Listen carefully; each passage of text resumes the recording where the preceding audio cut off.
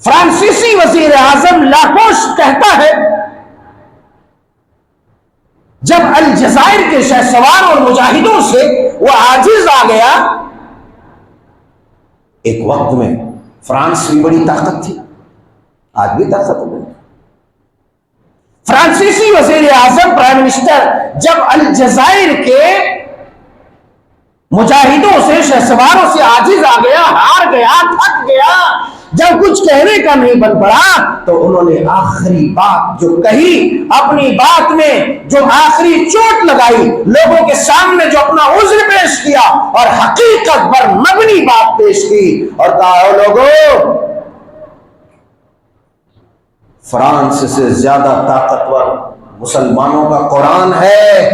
اور مسلمانوں کا قرآن مسلمانوں کے درمیان جب تک ہے، انہیں کوئی شکست